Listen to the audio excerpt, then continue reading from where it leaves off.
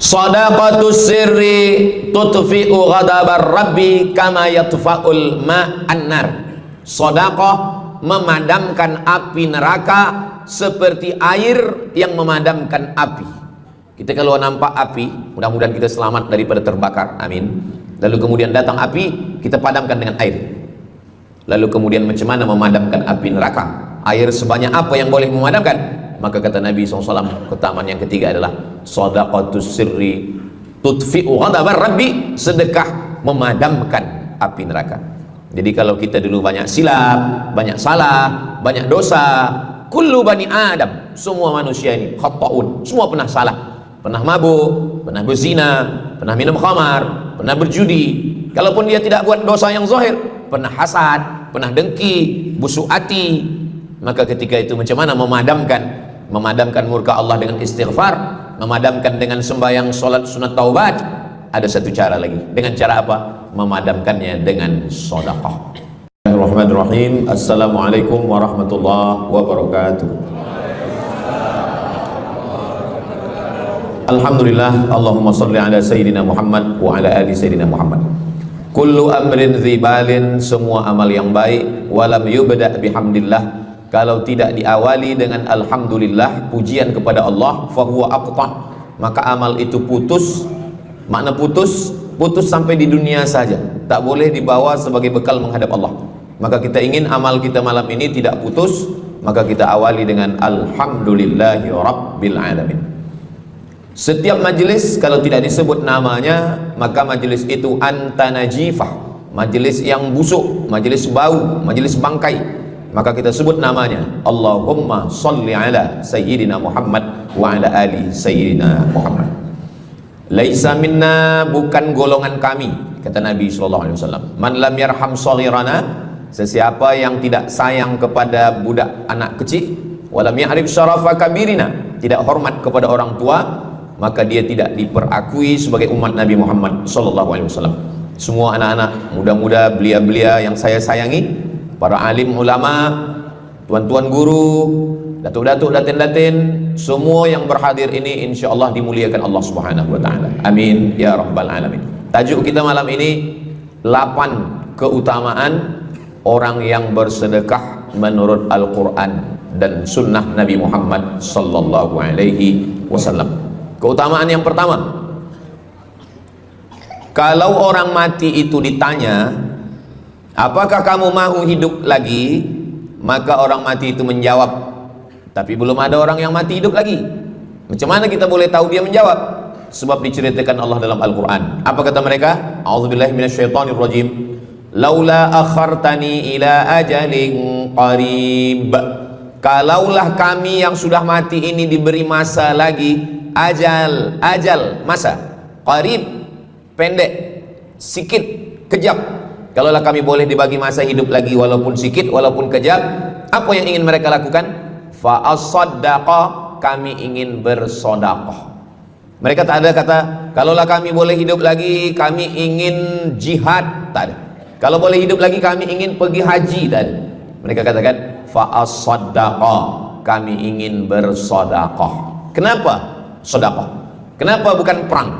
Maka ulama membagi jawaban. Karena kalau haji itu balasannya nanti di surga. Wal hajjul mabrur laisa lahu jazaa'un illal jannah. Haji mabrur balasannya surga nanti selepas hari kiamat. Tapi kalau sedekah, balasan pahalanya diperolehi ketika di alam kubur. Itulah kenapa orang-orang yang mati itu ingin kalau hidup lagi, fa'as-saddaqa, mereka ingin bersedekah. Sedekah, hampir semua kata-kata dalam bahasa Arab itu asalnya 3 huruf. Sedekah. Sedekah artinya benar. Shadaqallahul azim, maha benar Allah. Sedekah artinya benar. Kalau memang benar betul iman kita, mana buktinya? Buktinya adalah dengan bersedekah. Itulah kenapa sedekah itu disebut dengan sedekah, tanda iman itu benar. Karena untuk menggerakkan lidah bercakap sangat mudah. Apa kata pepatah orang Melayu? Lidah tak bertulang, mudah saja menggerakkan. Asyhadu an la ilaha illallah wa asyhadu anna Muhammadar Rasulullah. Kalau memang benar betul cakap, mana buktinya? Buktinya adalah sedekah. Lelaki mengatakan, saya cinta kepada kamu.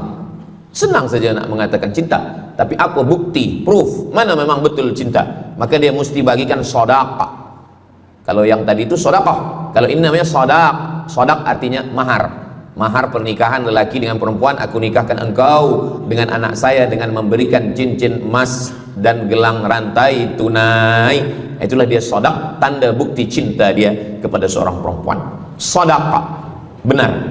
As-sidqu, sidik, benar. As-siddiq, orang yang benar. Maka disebut dia dengan Abu Bakar Siddiq, karena dia benar memberikan emas sebesar batu waktu dibawa pergi hijrah bersama Nabi Muhammad SAW. Maka dia disebut dengan Siddiq karena dia benar imannya dengan memberikan sedekah. Tapi ada makna siddiq yang lain, ketika yang lain mendustakan Nabi, tak percaya kepada Isra Mi'raj, dialah orang yang percaya, maka disebut dia dengan Siddiq. Siddiq dari kata sadaq, benar, karena iman dia yang benar. Mana bukti, proof bahwa iman dia benar? Dia bersedekah, membagikan emasnya sebesar batu. Nama dia Abu Bakar Siddiq. Nama ayah dia Abu Quhafah. Ayah dia tak Islam. Apa kata ayah dia? Habislah emas Abu Bakar itu dibawa Muhammad sallallahu alaihi wasallam. Anak Abu Bakar itu namanya Asma. Asma, mana emas ayah kamu? Dah habis dibawa Muhammad. Dia benci betul dengan Nabi Muhammad. Datang Asma, dia ambil batu, dia masukkan ke dalam kain. Kata Asma, emas ayah tu masih ada dalam kain, Datuk. Lalu Abu Quhafah memegang. Abu Quhafah ni buta, dia tak nampak. Oh ya, masih ada lagi. Rupanya emas itu sudah dibawa hijrah bersama Rasulullah sallallahu alaihi wasallam. Makanya kata Nabi, "Lau anfaqa ahadukum mithla Uhudin dhahaban." Seandainya ada di antara kamu yang boleh berwakaf emas walaupun sebesar bukit Uhud. Bukit Uhud itu panjangnya 7 km. Seandainya ada di antara kamu yang boleh berwakaf emas sebesar bukit Uhud, itu tak sampai setengah tapak tangan Sayyidina Abu Bakar Siddiq. Kenapa? Sebab kalau sekarang ada orang bersedekah banyak, memanglah sekarang sudah aman. Tapi masa itu masa susah, masa payah, Abu Bakar Siddiq menunjukkan bukti keimanannya. Ini keutamaan yang pertama menurut Al-Quran. Kenapa orang bersedekah? Karena orang-orang mati, kalau dia boleh bagi tambah umur hidup lagi, mereka berkata, fa as-sadaqah, kami ingin bersedekah. Itu yang pertama. Yang kedua, sampai berapa nih? Sampai 8. Tadi saya dibagi tahu Ustadz sampai 8, atau tak pun sampai 8, kalau dah habis 60 menit habis. Yang kedua, idzas sama'um fatarat, langit terbelah. Wa idzal kawakibun tasarat, planet bertembung, berjatuhan. Wa idzal biharu fujirat, lautan diletupkan, tsunami namanya.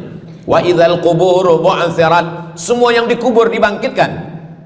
Selepas itu kita pun bangkit dari kubur. Innama amruhu idza arada syai'an ayyaqula lahu kun fayakun. Bila kita bangkit, tak ada atap, tak ada dinding, tak ada pokok kayu. Semua gunung-gunung macam bulu kambing dihembus angin. Wa takunul jibalu kal ihnil manfush, macam bulu kambing dihembus angin. Di mana kita bernaung? Di mana kita berlindung? Kata Nabi sallallahu alaihi wasallam. Ini yang kedua. Kullu mri'in tahta zilli sadaqatihi, orang akan bernaung di bawah sedekah. Bukan bernaung di bawah haji, bukan bernaung di bawah sembahyang, bukan bernaung di bawah puasa, tapi tempat bernaung atap adalah sedekah. Tapi jangan sebab kita kaji sedekah malam ni, esok subuh tak sembahyang. Awak tak sembahyang, kita bernaung di bawah sedekah. Betul, memang bernaung di bawah sedekah, tapi tiangnya sembahyang. As-salatu imaduddin, sembahyang salat itu adalah tiang daripada agama. Maka tempat kita berlindung, tempat kita bernaung nanti adalah sedekah. Ada yang tenggelam kerana peluh saking panasnya, ada yang tenggelam kerana peluh sampai ke lutut, ada sampai ke pinggang, ada sampai ke leher, ada yang tenggelam habis. Tapi ada orang yang merasa sejuk, selesa. Kenapa? Kullu mri'in tahta zilli sadaqatihi, orang akan bernaung di bawah sedekah. Orang-orang yang membina masjid, macam mana mahalnya masjid, jutaan ringgit, maka ketika dia mati menghadap Allah Subhanahu wa taala, semua kepanasan, semua terik matahari sejengkal dari ubun-ubun kepala. Tapi ada orang yang tahta zilli sadaqatihi, dia akan bernaung di bawah sedekah. Mudah-mudahan panjang umur, Allah bagi kita rezeki supaya kita boleh bernaung di bawah sedekah kita nanti insyaallah. Kita masa siang 12 jam, malam 12 jam. Tapi di akhirat nanti 50,000 sanah, 50.000 tahun. belum tentu lagi diputuskan di pengadilan Allah Subhanahu wa taala. Datang orang menghadap Nabi Adam, "Wahai Adam, kami sudah kepanasan, kami tak tahan di padang mahsyar ini." Kata Nabi Adam, "Saya malu menghadap Allah." Dulu kata Allah, "La taqraba hadhihi syajarah." Jangan dekati pokok kuldi. Fatakuna minaz zalimin. Nanti engkau jadi orang zalim. Fa azallahuma syaitan. Tapi digoda syaitan. Lalu kemudian Nabi Adam bertaubat. Doa yang paling tua doa Nabi Adam, "Rabbana zalamna anfusana wa illam taghfir lana wa tarhamna lanakunanna minal khasirin." Datang mereka menghadap kepada Nabi Nuh. Cepatlah Nabi Nuh menghadap kepada Allah supaya diputuskan mahkamah ini. Kata Nabi Nuh, "Saya malu menghadap Allah. Anak saya Kan'an, masa saya panggil, 'Ya bunayya,' wahai anak saya Kan'an, 'irkam ma'ana,' ayo mari naik ke atas perahu sampan ayah." Apa kata Kan'an? "Sa'awi ila jabali ya'simuni minal ma." Saya naik sampan, saya naik ke atas bukit, saya akan selamat. Rupa-rupanya hujan 40 hari 40 malam, tenggelam. Kita belum lagi 40 hari 40 malam, baru 2 hari buaya dah naik ke jalan. Macam mana 40 hari 40 malam? Maka saat itu, saat anaknya Kan'an akan tenggelam, apa kata Nabi Nuh? "Ya Rabbi, ya Allah, inna bani min ahli." Itu anakku ya Allah. Allah marah. Apa kata Allah? "Innahu laisa min ahlik." Dia bukan anakmu. "Innahu amalun ghairu salih." Karena amal dia tak baik. Nabi Nuh malu menghadap Allah. Datang mereka kepada Nabi Musa alaihissalam. Kata Nabi Musa, "Saya pun malu menghadap Allah kerana perbuatan Bani Israel, umat saya jahat." Mereka datang menghadap Nabi Isa. Kata Nabi Isa, "Saya malu menghadap Allah kerana mereka menyembah saya selepas saya meninggalkan mereka." Pada akhirnya mereka datang menghadap Sayyidina wa Maulana wa Syafi'ina Muhammad sallallahu alaihi wasallam. Hanya Nabi Muhammad lah yang berani menghadap Allah. Sebab apa? Sebab dia umatnya. Maka walaupun kita umat yang paling kecil, umur paling pendek, badan paling tidak bertenaga, tapi kita adalah umat yang pertama nanti yang akan diputuskan perkara, dan kita adalah umat yang pertama akan masuk ke dalam surga Allah Subhanahu wa taala.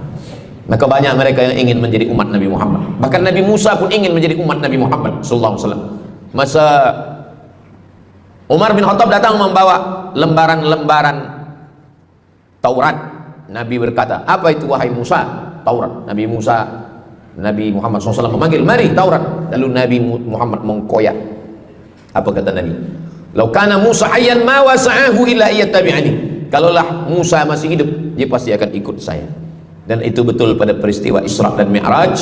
Nabi jadi imam, Nabi Musa jadi makmum, Nabi Isa jadi makmum, Nabi Ibrahim jadi makmum, semua nabi-nabi jadi makmum. Imamnya adalah Sayyidina wa Maulana Muhammad sallallahu alaihi wasallam. Jadi keutamaan yang kedua, kita bernaung di bawah sedekah. Yang ketiga, sadaqatus sirri tutfi'u ghadabar rabbi kama yatfa'ul ma'an nar. Sedekah memadamkan api neraka seperti air yang memadamkan api. Kita kalau nampak api, mudah-mudahan kita selamat daripada terbakar, amin. Lalu kemudian datang api, kita padamkan dengan air. Lalu kemudian macam mana memadamkan api neraka?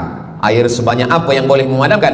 Maka kata Nabi SAW, keutamaan yang ketiga adalah sadaqatus sirri tutfi'u ghadabar rabbi, sedekah memadamkan api neraka. Jadi kalau kita dulu banyak silap, banyak salah, banyak dosa, kullu bani Adam, semua manusia ini khata'un, semua pernah salah, pernah mabuk, pernah berzina, pernah minum khamar, pernah berjudi. Kalaupun dia tidak buat dosa yang zahir, pernah hasad, pernah dengki, busuk hati. Maka ketika itu macam mana memadamkan murka Allah dengan istighfar, memadamkan dengan sembahyang, solat, sunat, taubat. Ada satu cara lagi. Dengan cara apa? Memadamkannya dengan sedekah. Tutfi'u ghadabar rabbi, memadamkan murka marah Allah Subhanahu wa taala, padam dengan sedekah. Tapi tentu saja sedekah yang ikhlas kerana Allah Subhanahu wa taala. Datang seorang yang sudah banyak dosa menghadap Nabi, menghadap pendeta Yahudi. "Wahai pendeta Yahudi, saya ini banyak salah, banyak dosa. Saya sudah membunuh 99 orang. Apakah mungkin Tuhan mengampunkan dosa saya?" Kata pendeta Yahudi, "Tuhan tidak mengampuni dosa kamu kerana kamu sudah membunuh." Dia cabut pisau dia. "Kalau begitu, kamulah yang ke-100." Dia dah bunuh 99.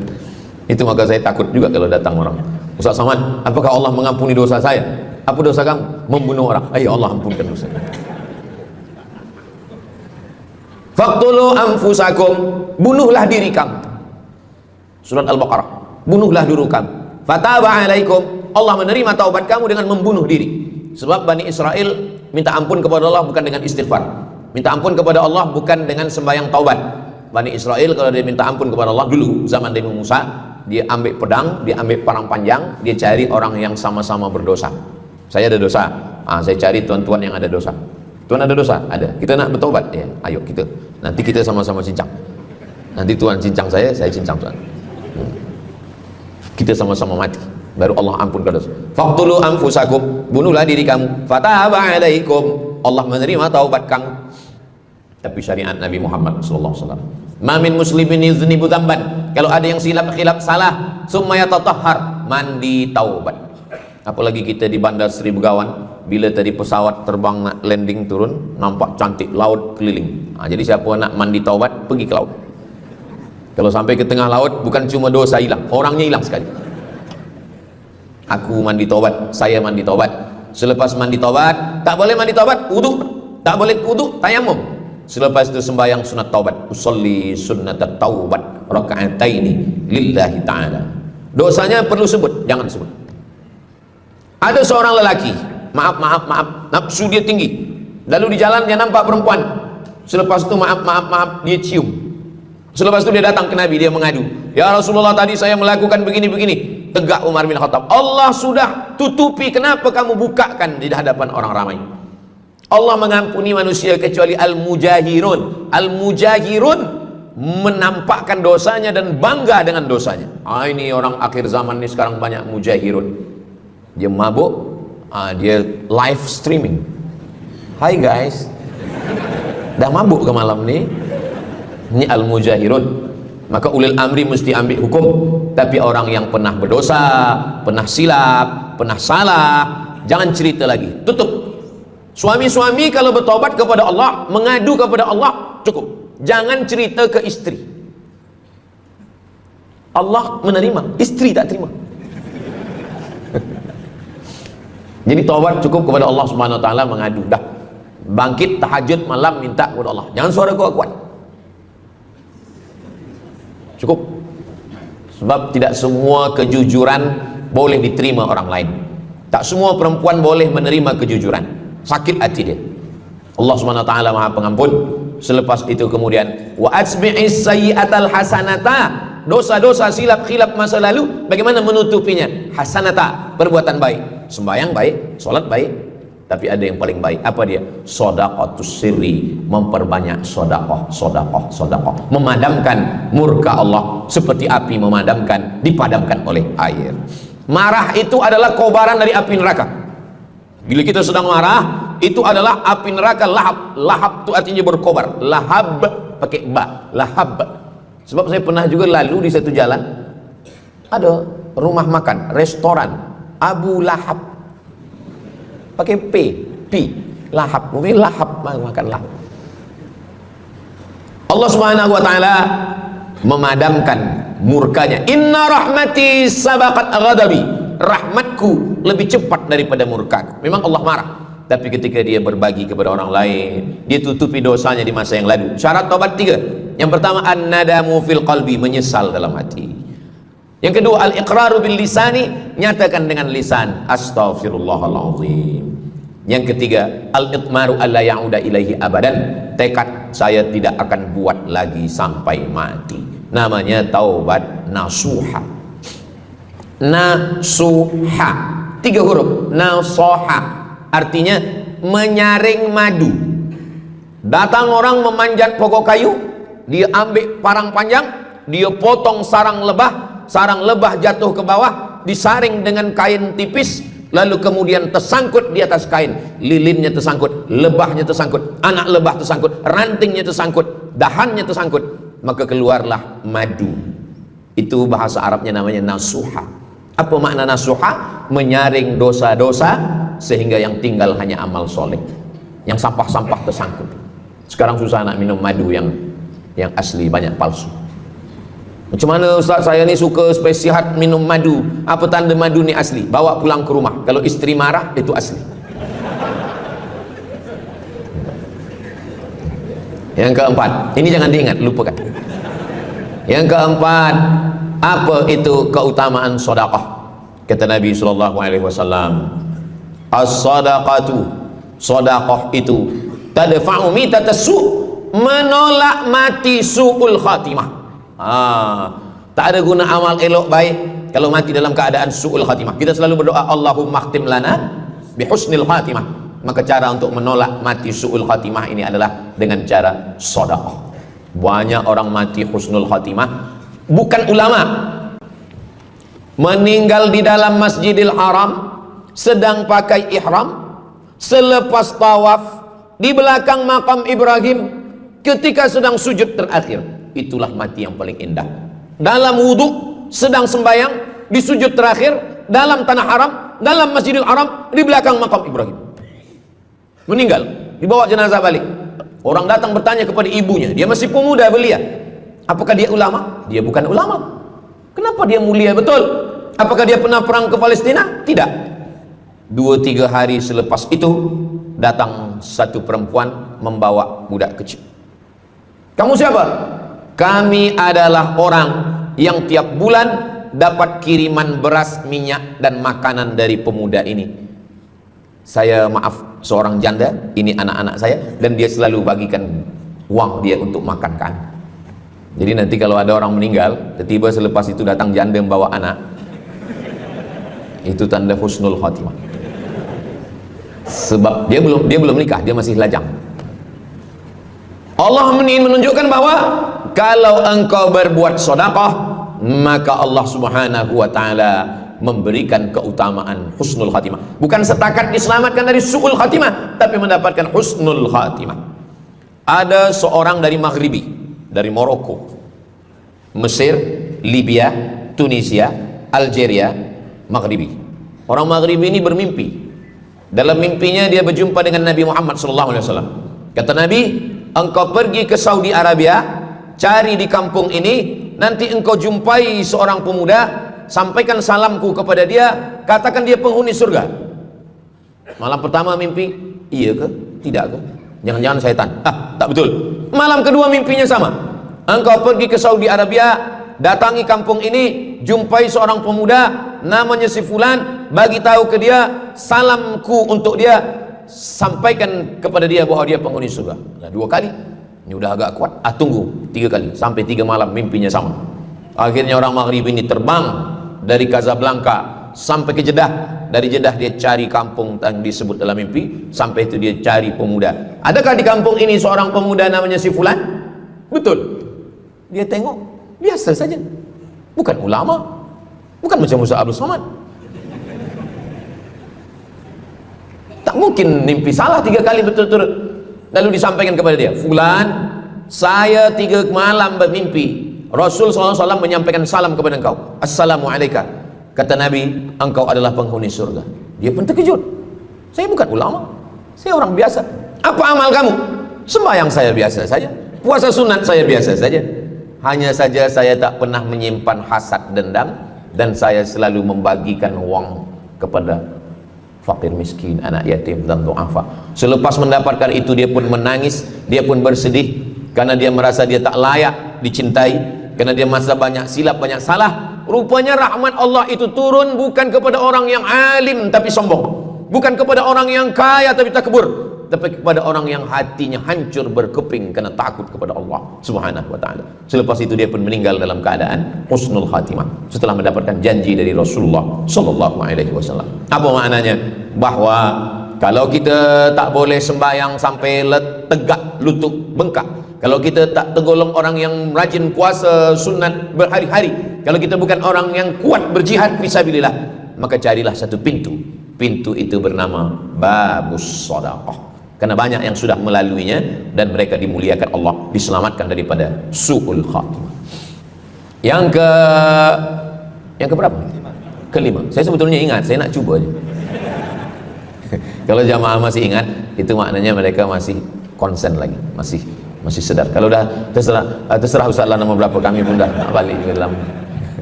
Yang kelima, dawu mardakum bis sadaqah. Yang kelima, dawu mardakum bis sadaqah. Obati orang yang sakit di antara kamu dengan sedekah.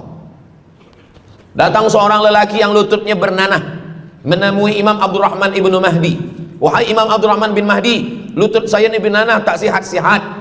Kata Imam Abdurrahman bin Mahdi, saya ingat satu hadis Rasulullah, dawu mardakum bis sadaqah. Cuba engkau cari kampung yang di kampung itu tak ada air, kamu buat perigi. Perigi. Di kampung saya namanya perigi. Lalu dia pun pergi ke kampung yang tak ada air, dia galikan perigi. Selepas itu sehari, 2 hari, 3 hari, sepekan, sebulan, lutut dia sihat, kering. Dia datang lagi kepada Imam Abdurrahman ibnu Mahdi. Alhamdulillah Imam Abdurrahman ibnu Mahdi, lutut saya sudah sihat. Apa hubungan lutut dengan sedekah? Rupanya setiap orang yang mengambil air untuk minum, untuk berwudu, untuk mandi, untuk memasak, selepas itu mereka berdoa, ya Allah, berikanlah kebaikan kepada orang yang sudah membagikan air ini. Doa silahul mu'min, doa senjatanya orang beriman. Kisah ini ada dalam kitab Sa'ah wa Sa'ah, Ajaib wa Taraif. Semua ada saatnya. Beberapa kisah-kisah yang ajaib diceritakan oleh Syekh Abu Amr Al-Misri dalam judul buku Sa'ah wa Sa'ah Waraib wa Taraib.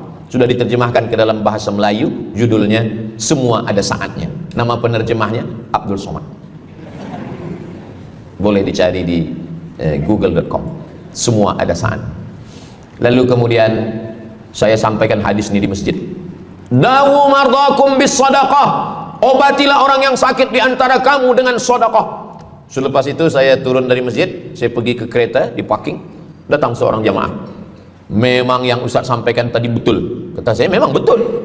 Takkan saya sampaikan tak betul? Apa maksud awak? Betul. Istri saya kena sakit kista sebesar duit di dalam rahim dia. Kata doktor, ini mesti diambil, kalau tidak dia makin besar makin besar.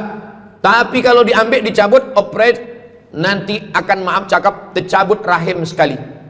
Dan kalau rahim tercabut, maka nanti tidak boleh mengandung. Mendengar itu istrinya menangis, suaminya tersenyum.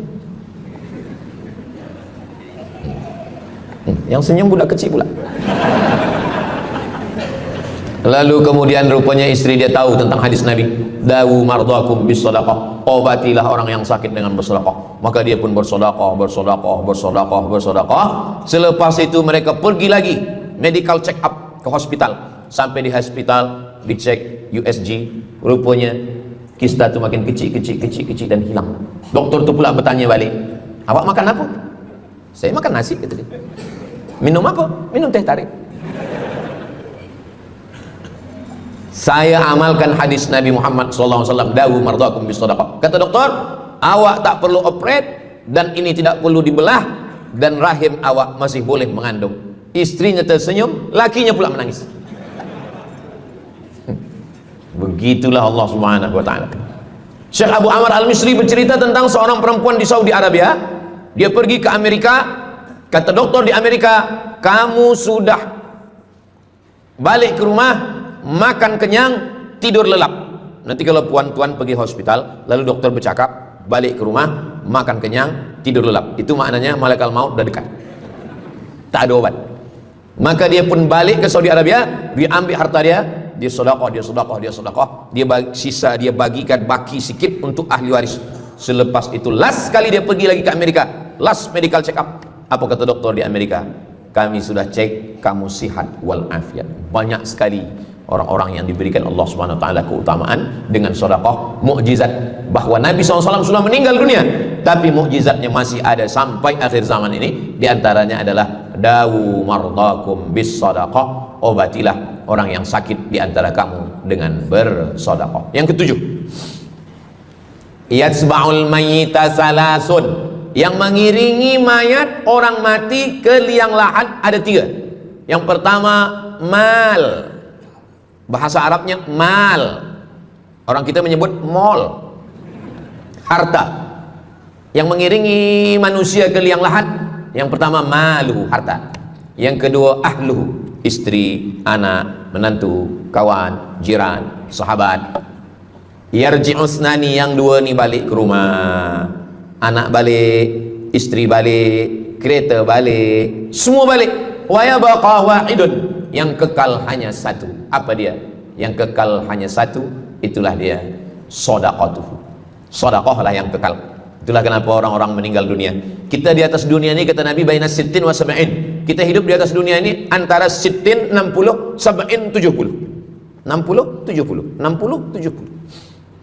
Kalau umur 30, ada berjumpa jamaah umur 30 yang dia soal, dah berbini ke?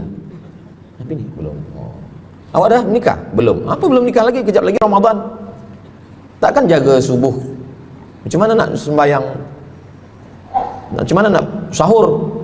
30. Bila 40, soalan sudah berubah. Saya ni diabetes, saya ni kolesterol, saya ni. Bila masuk 50, dah mula tanya, saya ni rabun, tak nampak lagi. Bini pun kadang tak nampak. Bini orang nampak.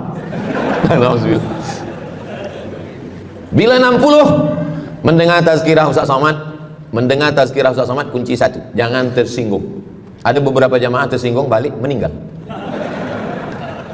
Bukan kena tersinggung, memang ajal dah sampai. Jadi Ustaz umur berapa? Saya lahir 18 hari bulan Mei 1977. Umur rasa 27. Umur ini bukan masalah angka, tapi masalah rasa.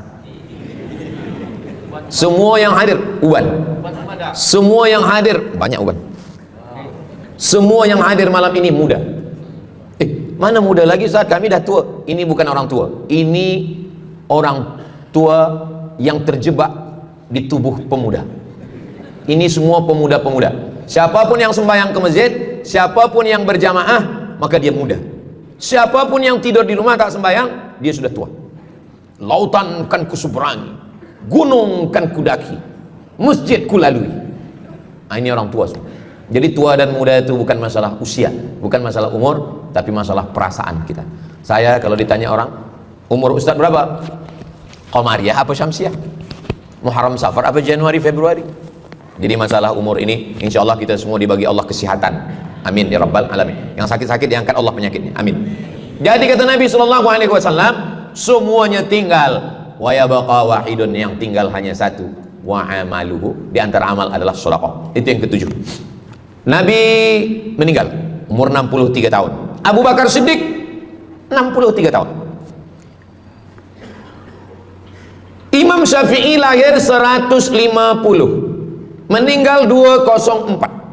Imam Syafi'i lahir di Gaza, Palestina. Semoga Allah menolong saudara kita di Palestina. Imam Syafi'i lahir di Palestina, di Gaza 150 Hijrah. Meninggal di Fustat, Kahirah, Mesir 204. Imam Syafi'i umurnya hanya 54 tahun. 50, muda. Tapi Imam Syafi'i berada di alam barzah 204, sekarang sudah 1447, 1447 tahun. Apa maknanya? Berarti Imam Syafi'i di alam kubur sudah 1200 tahun. Soalan, lebih lama di atas tanah atau di dalam tanah? Lebih lama di alam barzah. Di alam rahim 9 bulan 10 hari. Di alam dunia 63 tahun. Kalau sampai di alam kubur menunggu hari kiamat. Imam Syafi'i sudah 1200 tahun. Tapi setiap detik, setiap menit, setiap jam, dari maghribi sampai ke Nusantara, semua orang menyebut nama Syafi'i, Syafi'i, Syafi'i, Syafi'i. Setiap kampung ada nama orang Syafi'i. Setiap kawasan ada nama orang Syafi'i. Begitulah mulianya Imam Syafi'i. Kita, seandainya kita mati, berapa lama lagi kita di alam barzakh? Dulu ada yang mengatakan kiamat 2012, rupanya tak jadi. Kan ada filmnya, kiamat 2012, Steven Spielberg. Tak jadi. Yas'alunaka 'anis sa'ati ayyana mursaha.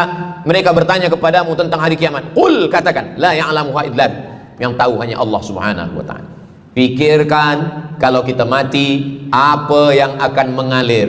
Rumah kita dijual, anak kita dibagi-bagi kepada ahli waris. Kereta kita dijual semuanya. Tapi orang yang membina masjid, Di Brunei Darussalam masjid dah cantik-cantik, besar-besar, elok-elok. Tadi kami cerita tentang Muslim yang ada di Kamboja, yang ada di Vietnam, yang ada di Myanmar, kesusahan, kepayahan, yang ada di Palestin. Itu kalau kita tolong, mengalir sampai hari kiamat. Kita fikirkan apa yang akan mengalir selepas kita mati menghadap Allah Subhanahu wa ta'ala. Di antara yang pasti mengalir, anak belum tentu. Waktu kita hidup dia soleh, selepas kita mati dia stres. Na'udzubillah. Mudah-mudahan anak-anak kita semua anak-anak yang soleh-soleh. Tapi yang pasti adalah sedekah. Maka kita siapkan sedekah menolong agama Allah Subhanahu wa ta'ala. Yang ke-8, kata Nabi sallallahu alaihi wasallam, idza matal insan, hadisnya ada dalam Sahih Muslim. Idza matal insan, ada orang yang membaca hadis ini idza mata ibnu Adam. Idza mata ibnu Adam itu terjemah, bukan bunyi teks. Bunyi teksnya idza matal insan, kalau manusia mati, inqata'a, putus. Tapi banyak yang salah paham tentang hadis nih. Kamu malam ini tak ada buat kenduri orang mati, tak ada baca doa, tak ada baca yasin, tak ada baca tahlil. Idza matal ibnu Adam, kalau manusia sudah mati, putus. Jangan kirim-kirim doa lagi. Banyaklah soalan ke saya, Ustaz Abdul Somad, ya, macam mana kalau orang sudah mati tak ada anak, lalu siapa yang mendoakan dia? Kata saya, yang mendoakan dia saya. Allahumma ighfir lahu warhamhu wa'afihi wa'fu anhu. Siapa yang akan bacakan Al-Fatihah untuk dia? Saya akan bacakan Al-Fatihah. Saya tengok muka dia macam meragu. Dia tak percaya Fatihah ini sampai. Siapa yang tak percaya Fatihah sampai, saya tak marah. Sebab ini masalah yang ghaib. Siapa yang tak percaya Yasin itu sampai, siapa yang tak percaya Fatihah itu sampai, saya tak marah. Bagi saja nama semua, lengkap dengan bin. Nanti bila mati saya kirim. Bila tak sampai, cepat-cepat bagi tahu. Idza matal insan, kalau manusia mati, inqata'a amaluhu, yang putus itu amal dia, amal yang mati itu. Misal ini ada orang mati, namanya Abdul Somad. Nanti kalau saya sebut nama lain tersinggung pula. Ada orang mati namanya Abdul Somad. Idza matal insan, kalau Abdul Somad nih mati, inqata'a amaluhu, maka yang putus itu amal dia, amal Abdul Somad nih yang putus. Amal orang Brunei untuk Abdul Somad putus atau tak putus? Tidak putus. Datang berita, mereka tengok di Instagram Abdul Somad, Ustadz Abdul Somad Official. Bagi yang belum follow, cepat follow. Dapat berita, Ustadz Somad sudah meninggal. Orang Bandar Seri Begawan, semua orang Brunei mengirimkan Al-Fatihah, mereka sholat ghaib. Sampai apa tak sampai? Sampai. Jadi mana yang putus itu apa maknanya? Amal dia putus, amal orang mati nih putus, amal orang hidup kepada yang mati tak putus. Saya bilang sekali lagi, yang putus itu amal orang mati, amal orang mati putus. Apa maksud amal orang mati putus? Kepada muslimin muslimat, sila datang ke masjid yang akan membagi tazkirah almarhum Abdul Somad. Itu putus, mana boleh tazkirah lagi? Orang mati itu amalnya putus, tapi amal orang hidup untuk orang mati tidak putus. Kalau memang putus, kenapa ada amalnya yang tak putus? Ada amal dia yang tak putus. Ini Abdul Somad mati dia, amal dia semuanya putus, tapi ada amal dia yang tak putus. Pertama, shadaqatun jariyah. Shadaqah itu kan amal dia, tak putus. Sedekah dia, bina masjid dia, sedekah dia tahfiz Quran. Budak-budak tahfiz Quran itu menghafal Quran, jadi tuan guru, punya murid, punya pondok, maka tak putus. Amal dia tapi tak putus.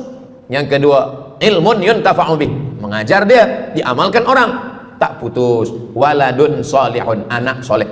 Anak soleh itu maksudnya, anak soleh itu kan amal dia.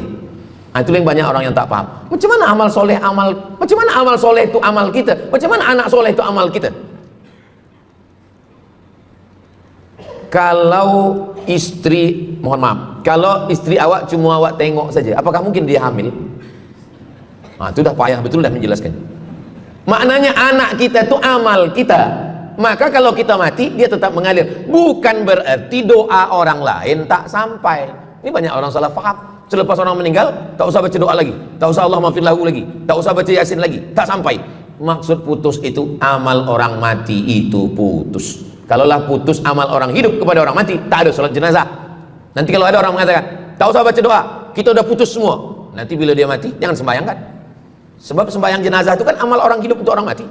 Allahu Akbar, Allahumma alhamd, Allahu Akbar, Al-Fatihah, Allahu Akbar, salawat, Allahu Akbar, Allahumma fir lahu warhamhu wa'afihi wa'fu anhu, Allahu Akbar, Allahumma la tahrimna ajrahu wa la taftina ba'dahu wa waghfir lana wa lahu wa li ikhwanina alladzina sabaquna bil iman wa la taj'al fi qulubina ghillan lil ladzina amanu rabbana innaka ra'ufur rahim. Empat itu sampai, Al-Fatihah sampai, doa sampai, Al-Fatihah sampai, solawat sampai, doa takbir 3 sampai, doa takbir 4 pun sampai. Itu maknanya amal orang hidup sampai, tapi amal orang mati putus. Apakah orang mati itu tetap beramal? Orang mati tetap beramal, tapi katanya putus. Yang putus itu amal wajib. Sholat wajib, tak wajib lagi. Puasa wajib, tak wajib lagi. Adapun amal yang tak wajib, makanya kalau ada suami yang tak mau amal wajib, suruhlah dia mati. Mana dalil Ustadz bahwa orang mati tetap beramal? Waktu Nabi Muhammad SAW Isra Mi'raj, Nabi Isra Mi'raj, Nabi tengok Nabi Musa sholat di dalam kuburnya, padahal Nabi Musa sudah meninggal. Itu menunjukkan orang meninggal pun beribadah, tapi ibadah dia tidak wajib lagi. Waktu sampai di Masjidil Aqsa, Nabi Ibrahim sholat, Nabi Musa sholat, Nabi-Nabi sholat, padahal mereka sudah meninggal dunia. Itu menunjukkan bahwa orang mati beribadah, tapi ibadahnya tidak wajib. Yang kita wajib ini hanya dari akil baligh sampai kita mati. Siapa yang wajib sembahyang? Akil baligh. Siapa yang wajib puasa? Akil baligh. Siapa yang wajib haji? Akil baligh mampu. Ada orang akil, ada orang baligh tapi tak akil. Umur 15 tahun, 20 tahun, 30 tahun, baligh umurnya sampai tapi tak akil, tak ada akal. Rufi'al qalam, kertas, pena dia terangkat, tak mencatat. Ada 3 orang yang penanya tak mencatat. Yang pertama, anis sobi hatta yahtalim, budak kecil sampai dia mimpi akil balik. Yang kedua, anin naim hatta yastayqiz, orang tidur sampai dia terjaga. Yang pertama, budak kecil sampai akil balik. Maka kalau nak nakal waktu kecil itulah. Menyesal saya Ustaz, waktu kecil dulu baik-baik. Yang kedua, anin naim hatta yastayqiz, orang tidur sampai dia jaga tidur. Makanya kalau nak buat dosa waktu tidur. Ada seorang suami tidur, selepas itu dia terjaga, dia katakan ke istri dia, Adinda, buah hati belayan jiwa, siang dan malam terbayang-bayang, makan tak kenyang, tidur tak lelap. Abang bermimpi malam tadi. Mimpi apa? Mimpi berbini lagi. Kata istri dia, engkau tidur lagi, mimpi lagi, ceraikan dia. Macam mana nak tidur lagi? Begitulah. Tapi perempuan ini tak ada di Brunei, di kampung saya. Sini baik-baik. Orang tidur, dia tidak boleh dihukum, sebab mimpi kita tak boleh buat-buat. Anil naim hatta yastayqiz, orang tidur sampai dia jaga tidur. Anil majnun hatta yafiq, orang gila sampai sehat. Orang gila tak diambil hukum, tak wajib sembahyang, tak wajib puasa. Itu maka kadang istri kalau ada lelaki tak sembahyang, abang ni gila ke? Aku tergila-gila dengan kamu sayang. Jadi siapa yang wajib? Macam mana dengan orang yang pikun, hilang ingatan? Hilang ingatan bila dari mula zuhur azan sampai waktu asar habis, ingatan dia hilang, maka dia tak wajib sembahyang. Tapi bila dia ingat sekejap, dia wajib lagi. Itu pula masalahnya Ustaz. Laki saya ni hilang ingatan waktu sembahyang je. Lepas tu ingat balik. Balik, berakal. Kata orang, kalau sudah tua kita mengalami namanya demensia. Manusia, demensia, amnesia. Amnesia tak ingat apa-apa, semua lupa. Itu maka kita bila nak pergi kemana-mana guna helmet, sebab bila kepala ni terantuk lupa. Ada kawan saya, dia hafaz Quran 30 juz, ceramah tazkirah kemana-mana, bawa kereta jatuh. Kata dia banyak ayat-ayat yang hilang. Maka aku kalau sembahyang ayat pendek-pendek. Kata saya, bang, di kampung saya dulu kalau ada radio yang dah tua, yang rosak, itu biasa kita pukul mau elok balik. Cuba antukkan sekali lagi, kata saya. Kata dia, aku takut kalau aku antukkan Fatihah ni pula hilang. Maka Islam ini datang menjaga 5. Pertama, menjaga akal, tak boleh minum khamar, tak boleh guna khamar, narkotik. Menjaga diri, tak boleh bunuh diri. Menjaga kehormatan, tak boleh menghina orang. menjaga agama, tak boleh membawa aliran sesat, ateis, tak percaya, kekafiran. Menjaga harta, tak boleh ada mencuri, tak boleh ada dusta, tak boleh ada akad bohong, tak boleh ada tipu, tak boleh ada gharar, tak boleh ada zulm, tak boleh ada ghish. Man ghasyana falaysa minna. Siapa yang menipu kami, maka dia bukan golongan kami. Jadi berdasarkan 8 keutamaan ini, kalau ingat 8-8-nya alhamdulillah. Tak ingat 8, ingat 7, ingat 6, ingat 5, ingat 4, ingat 3, ingat 2, ingat 1. Satu pun tak ingat, innalillah. Tapi insyaAllah kita boleh ingat semua. Sebab apa? Sebab tazkirah malam ini direkodkan. Nanti boleh ditonton ulang di channel Ustaz Abdul Somad Official. Jangan lupa subscribe, like, share, and comment. Jamaah yang dimuliakan Allah Subhanahu Wa Taala, tadi saya mula pukul 8.15, sekarang sudah pukul 8.10. Jadi saya di mana-mana tazkirah memanglah 60 menit, 600 ml. Tapi rupanya botolnya kecil. Nah, jadi sebenarnya setengah jam pun cukup. Jadi dari 8 tadi itu semua membagi kita semangat.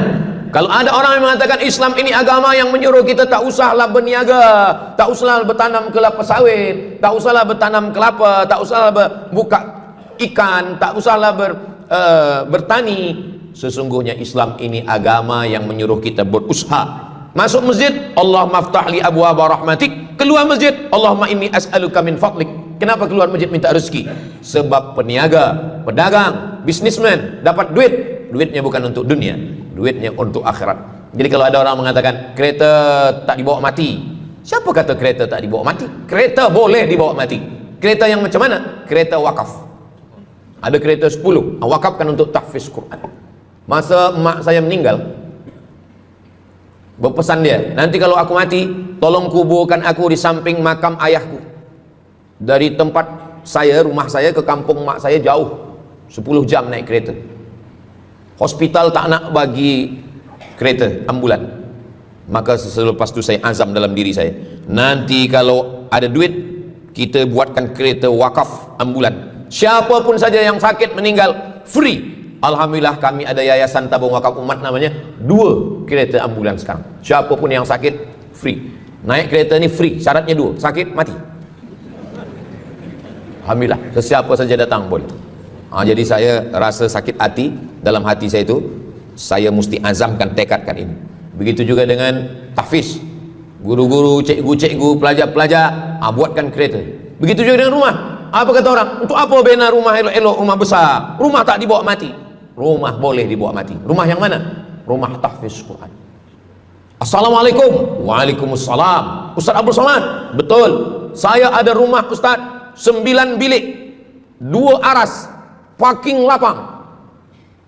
Rumah siapa? Tak tahu.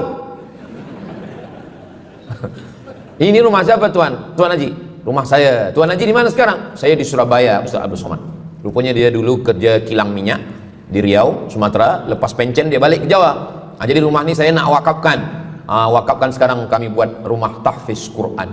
Pagi, petang, siang, malam orang hafaz Quran. Ini rumah boleh. Jadi kalau ada orang mengatakan tak usahlah cari harta banyak-banyak, harta tak dibawa mati. Harta dibawa mati dengan syarat diwakafkan, diinfakkan, disedekahkan. Yang paling tinggi zakat wajib. Di bawah zakat wakaf. Wakaf mesti ada 4. Orang yang berwakaf, orang yang menerima wakaf, harta yang diwakafkan, ada ijab dan qabul. Di bawah wakaf, infak. Di bawah infak baru sedekah. Kenapa infak lebih tinggi daripada sedekah? Sebab infak adalah harta. Sedangkan sedekah, tak harta pun sedekah. Senyum itu sedekah. Makanya yang kalau ada box di depan masjid, box di tepi jalan, itu yang tepat ditulis box infak.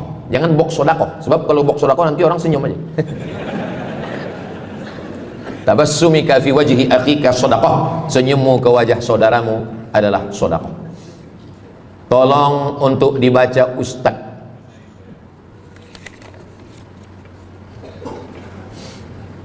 Seorang hamba yang ketika jahiliyah pernah mengambil hak orang dengan mengambil persen daripada uang infak. Setelah dia menyadari akan salahnya, dia bertaubat dan ingin mengembalikan hak tersebut. Masalahnya dia tidak mengetahui berapa dan ke siapa dibalikkan.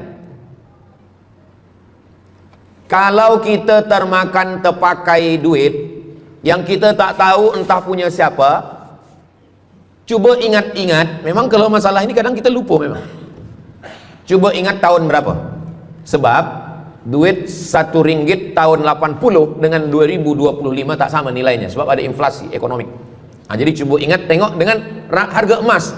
Tahun 80 berapa 1 gram emas? Tahun 2025 berapa? Maka dihitungnya ke emas, bukan ke dolar, tapi kepada emas.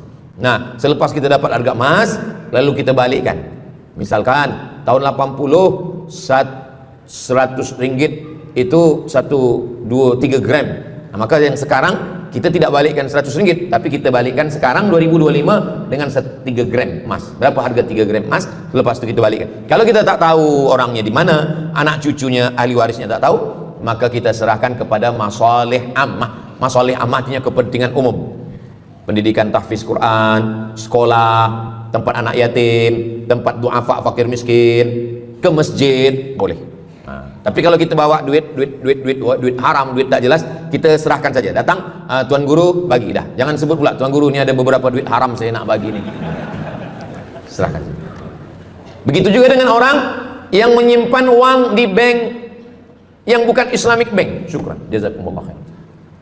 Lalu kemudian dia duduk di negeri yang tak Islam, lalu kemudian dia letakkan di bank yang tak Islamik, maka duit ini ada fawaid, ada bunganya, riba, haram. Kalau dia simpan di rumah, dia takut hilang. Duit ini tak boleh dia makan, tak boleh dia belikan ke pakaian, tak boleh dia bagikan ke orang lain, maka dia serahkan kepada masalih ammah. Begitu kata Syekh Yusuf Al-Qardawi dalam kitab judulnya Fatawa Mu'asirah, fatwa-fatwa kontemporer, fatwa modern. Nah, jadi masalih ammah, kepentingan umum, bukan untuk diri sendiri. Orang terhalang doanya sebab 3. Mat'amuhu haram, makanannya haram. Masyrabuhu haram, minumannya haram. Malbasuhu haram, pakaiannya haram. Wadhiya bil haram, dibagi makan haram.